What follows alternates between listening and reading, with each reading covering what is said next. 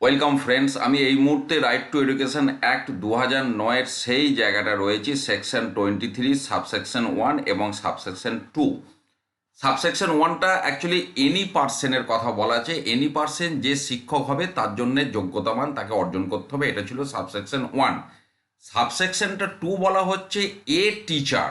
এই দুটো শব্দকে নিয়েই কিন্তু honourable justice Dipankar Dutta supreme কোর্টে ওই টেট মামলার রিভিউ পিটিশনে এই দুটো শব্দকে বারবার উল্লেখ করেছেন এবং উনি বলেছেন পার্লামেন্ট এই শব্দ দুটো কিন্তু অ্যাক্সিডেন্টালি ব্যবহার করেনি, তারা সব কিছু বুঝেই ব্যবহার করেছে। অর্থাৎ এক্ষেত্রে এ টিচার মানে যিনি অলরেডি টিচার তাদের ক্ষেত্রে এটা প্রযোজ্য।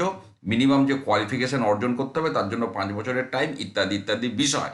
তো এটা ছিল সাবসেকশন 1। সাবসেকশন 2 একটু আলোচনা করে নিচ্ছি, তার কারণ নাহলে বিষয়টা বুঝতে অসুবিধা হবে। অর্থাৎ সাবসেকশন 1টা ছিল যে কোনো ব্যক্তির শিক্ষক হওয়ার যোগ্যতা মান, মানে এটা হচ্ছে প্রসপেক্টিভ ইফেক্ট। আর সাবসেকশন 2টা হচ্ছে কোনো শিক্ষককে যে আগে থেকে শিক্ষক হয়ে আছে তার ক্ষেত্রেও ওটা লাগু হবে, মানে রেট্রোস্পেক্টিভ ইফেক্ট। এইবার আমি চলে যাচ্ছি যে জায়গাটা, এটা হচ্ছে টেট রিভিউ মামলার অর্ডার, যেটা গতদিনে হয়েছে আপনারা দেখতে পাচ্ছেন। তার একটা জায়গায় আমি যাচ্ছি, এখানে অনারেবল জাস্টিস দীপঙ্কর দত্ত বা ওনার সাথে যিনি ছিলেন ওনাদের যেটা observation, neither the first proviso nor the second proviso to the subsection 2 of section 23, মানে পরেরটা subsection 2 has been under a direct challenge in any original legal proceeding prior to and or post Anjuman. অর্থাৎ যে মামলাটা supreme কোর্টে গেছে আঞ্জুমান ইসাদ এ তালিম trust, সেই মামলার আগে অথবা পরে কেউ সরাসরি রাইট টু এডুকেশন অ্যাক্টের সেকশন 23 সাবসেকশন 2টাকে চ্যালেঞ্জ করেনি। অর্থাৎ যেটা রেট্রোস্পেক্টিভ ইফেক্টের বিষয় এটা বলতে চাইছেন। এবার আমি যে জায়গাটা যাব, এটাকে চ্যালেঞ্জ করা হলো, সেইটা আমি এবার আপনাদের সাথে শেয়ার করছি। দেখুন, এটা হচ্ছে এলাহাবাদ হাইকোর্টের একটি মামলার আমি দেখাচ্ছি, Roma Verma versus union of India. অর্থাৎ গভর্নমেন্ট অফ ইন্ডিয়াকে পার্টি করে উনি একটি মামলা করেছেন। গভর্নমেন্ট অফ ইন্ডিয়া হচ্ছে রেসপন্ডেন্ট আর ইনি হচ্ছেন পিটিশনার।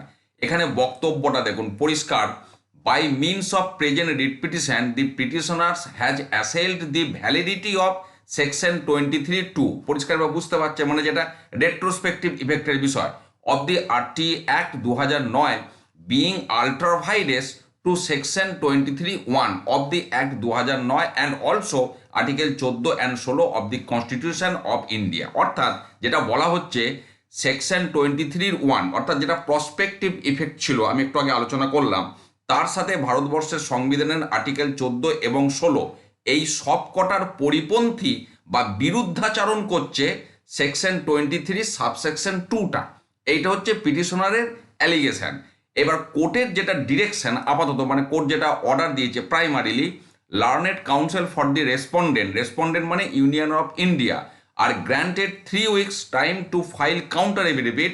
অর্থাৎ সরকারকে মানে গভর্নমেন্ট অফ ইন্ডিয়াকে 3 সপ্তাহ সময় দিয়েছে কাউন্টার এফিডেভিট জমা দেওয়ার জন্য এই মর্মে, এবং রিজয়েন্ডার অর্থাৎ যিনি পিটিশনার এই মামলাটি করেছেন তাকে তারপর আবার 2 সপ্তাহ সময় দেওয়া হয়েছে ওই এফিডেভিটের কাউন্টার এফিডেভিট বা রিপ্লাই জমা দেওয়ার জন্য।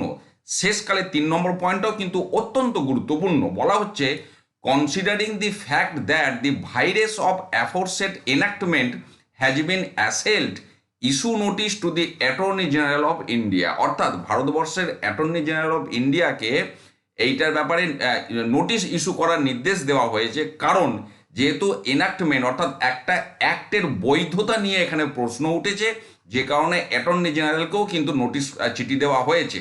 এবং এটা এই অর্ডারটা পাস হয়েছে গত 21শে মে 2026, দেখতে পাচ্ছেন।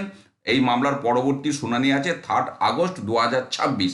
এবার যেটা বলার মতো বিষয়, এবার অ্যাটর্নি জেনারেল অফ ইন্ডিয়া অর্থাৎ ভারত সরকারের পক্ষ থেকে ওই যে সাবসেকশন 2 অর্থাৎ সেকশন 23 সাবসেকশন 2 যেটা নিয়ে এত সমস্যা রেট্রোস্পেক্টিভ ইফেক্ট, তার বৈধতা নিয়ে তারা কি উত্তর দেয়, এটা কিন্তু অত্যন্ত তাৎপর্যপূর্ণ একটি বিষয়। এটাই এখন আমাদের লক্ষ্য থাকলো। ভালো থাকুন, সুস্থ থাকুন, ধন্যবাদ।